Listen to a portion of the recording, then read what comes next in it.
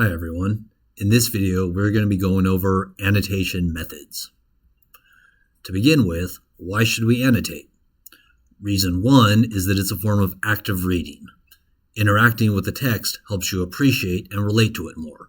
This is opposed to passive reading, which is when you just read for entertainment, which is a great thing to do, but you don't necessarily get as much out of the text and you're less likely to retain the information that you get from it.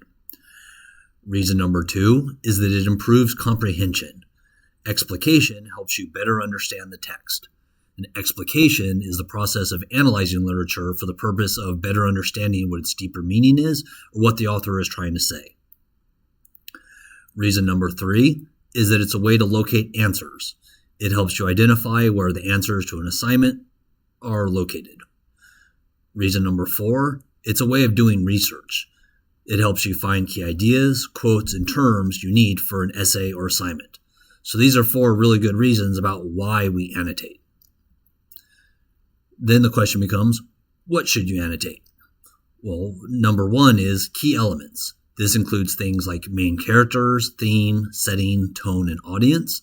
You think about this if you're trying to explain to someone what you just read was about, who was in it, what did they do, where did it take place, those kinds of things. Next is terms and words. So any words you do not know so you can look up the definition. And this is a really important thing to do because it helps you build your personal lexicon, which is like your personal vocabulary, which better helps you understand not only what you're reading, but also the world around you, because ultimately we use words to define and understand the world we live in. Next is summary, which is briefly describe what is happening. Another thing is answers. So there's the answers to questions in an assignment prompt. Next is questions. So these are personal questions, anything you don't know or maybe want to investigate further. And finally, quotes and ideas. These are lines you may use as textual evidence or information you think is important. So these are all things to be looking for when you're reading to potentially annotate. Which you choose can be situational, but these are all the kinds of things that you want to be annotating. So now we're going to go over some different approaches you can take to annotating because there's not one way of doing it. And I like to show different examples of different approaches because you may find that you prefer one approach versus the other, or you may find that one approach is better suited for some situations and a different approach is better suited for another. So it's good to have options. So example one is looking for quotes. You can use a single color to highlight or underline the quote, which you see in the picture here. This does not require additional written comments. So this can be a very quick way of annotating because you're just highlighting or underlining things. And a final bit of advice is you can use Post-it note tabs to make it easy to find the quote later. So if you see in the image on the left here, I put a Post-it note next to this quote. So if I have different quotes highlighted throughout the book, this can make it faster for me to find, which you can see in the image in the bottom corner here. This is an example of where I've highlighted I've put Post-it note tabs next to key quotes, which makes it a lot easier for me to find in a large text. Additionally, if you are borrowing the book or getting it from the library and you can't write in it, putting Post-it notes like this can be a way for you to identify where quotes are without you having to underline. So you just put the little Post-it note next to where the quote is, and then you could also write additional information on the Post-it note if you need to. So example number two is explication. With this method, you highlight key lines you will be explaining, which you can see I did in the image here. Use brackets to identify sections, paragraphs, or multiple lines you are explicating. So brackets is what you see here, where I basically just did a little set of lines that says whatever I'm writing about is referring to this section of the text. And this is like an organizational method for your annotations.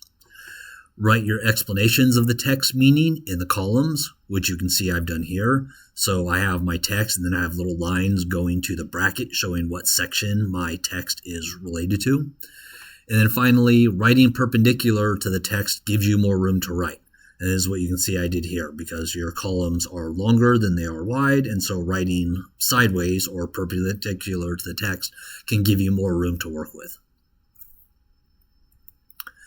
Example number 3, looking for answers.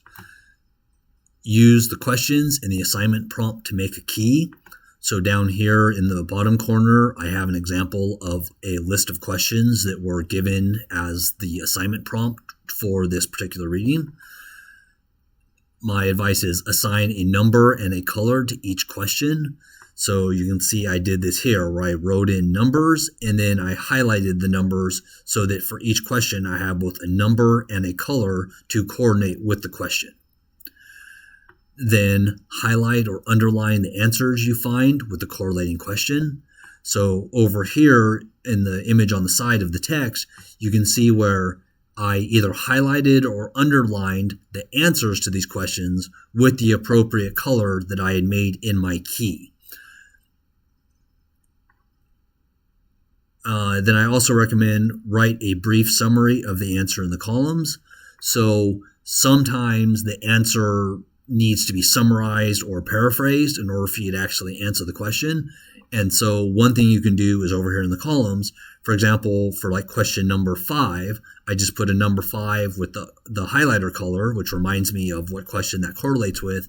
And then next to it, I just did a little summary of what the answer is. And I did that for each one of the questions in the columns.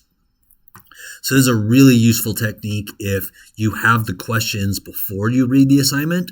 You can do this as a way of not having to read it, then go back and find the answers.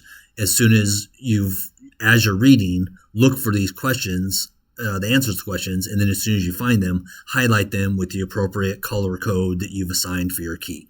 And this can just be a way of saving you a lot of time when you have questions for a particular reading. Example number 4 is organizing information. So to do this, you use brackets to identify sections or a group of lines that are related, similar to what we did in the last one. You can see where I used brackets to highlight sections of the text. Then use notes in the column to identify what groups of information represent or what their common topic is. And so I did this over here where for each of these brackets, I did a little explanation of what this is referring to. So this is from Virgil's The Aeneid, and in this page, they were talking about the different ancient Greek gods' plans, but it doesn't specify, well, this is Juno's plan, this is Zeus's plan, then this is the cause of Aeneas' journey. So the text doesn't, clearly state that, and so it makes it easy for me to just say, hey, this section is this section is this section is this, which then helps me both better understand it, but it makes it a lot easier to refer to as well when I then need to go write about this in an essay or discuss it in class. This is useful when you have multiple topics present on the same page, like in the example shown here. Example number 5 is putting questions and reactions. So to do this, use the margins to record questions and personal responses. In the left margin, note personal reactions, unexpected developments, new ideas, and connections to other texts. In the right margin, ask questions, such as your 5 W questions: who, what, when, where, why. Also, in the right-hand margin, define key terms. Use these questions and terms as a study guide. So one way to think about this is on the left-hand side of the column, do cannotative annotations, which are kind of your personal interpretation, your personal observations, reactions to the text. And then in the right-hand side, do more denotative questions that are more fact-based, that things like terms you don't know, or who is this talking about, or what is happening, or when did it happen, where did it happen. And as you can see here, where there are underlines or circles identifying key parts of information, then over here in the right-hand column, there's a line going to the question that this is the answer to. And that can allow you to use this as a study guide to where you can cover up the text and then go through these questions like who saved China from Japan in this case, and then do you know the question? Do you know the answer? And if you don't, then you have it right there to look for reference. So you can use this as a study guide when you take this approach. So in conclusion, annotations help you get more out of reading. Annotations are an essential part of doing research. Annotations can be done in different ways, and annotations can be customized to fit your specific needs. So annotations are really important It's a way of improving your reading comprehension. It's a way of improving your research. It's a very important technique that you want to develop as an academic. And this presentation gives you a couple of examples of different approaches you could take, and you can pick what works for you or pick what works in a specific situation. So that's it. Hope that helps, and thanks for watching.